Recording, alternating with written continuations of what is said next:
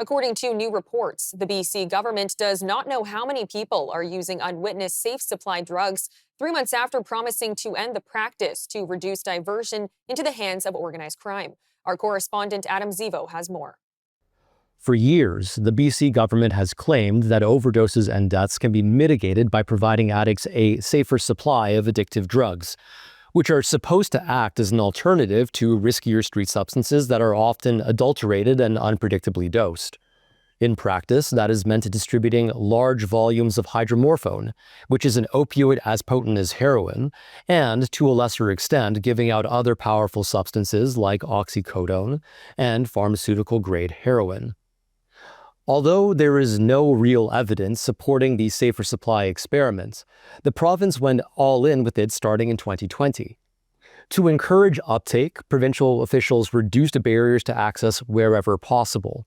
In practice, this meant championing an unwitnessed model wherein recipients did not have to consume their safer supply under medical supervision. Day after day, addicts were simply handed bottles of powerful opioids to carry away, under the assumption that they could be trusted to consume them as intended. Addiction physicians quickly discovered that this led to rampant fraud, and that a significant portion of these drugs were simply being resold on the black market. As media reports of safer supply diversion proliferated from 2023 onwards, the BC government initially lied to the public and claimed that diversion was a non-issue.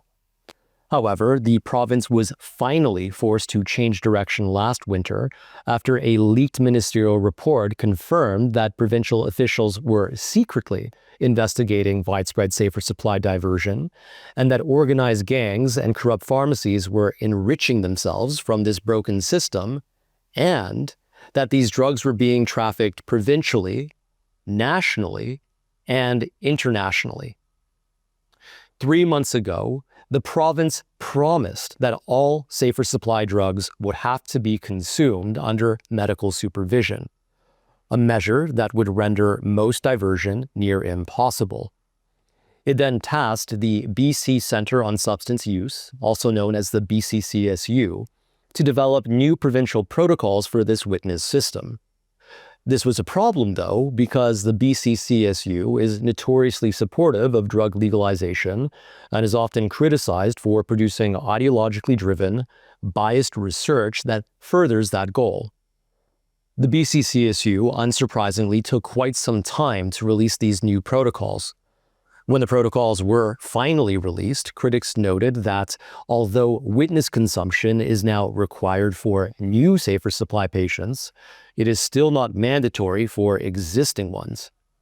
Those already on safer supply could be given exemptions for witness dosing on vague and highly subjective grounds, such as if the prescribing clinician believes that the client is objectively benefiting from the program. How that is measured remains undetermined. The BC government has since said that the vast majority of safer supply patients have now been transitioned to witness consumption. But there's a problem. They don't actually have the data to back that claim up.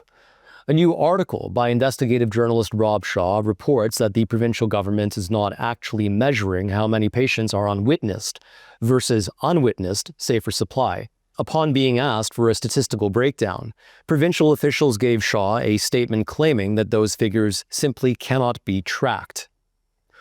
While the number of individuals who received safer supply hydromorphone declined from 2,537 in February to 1,918 this month, we do not know if these remaining recipients are being meaningfully dissuaded from reselling these drugs on the street.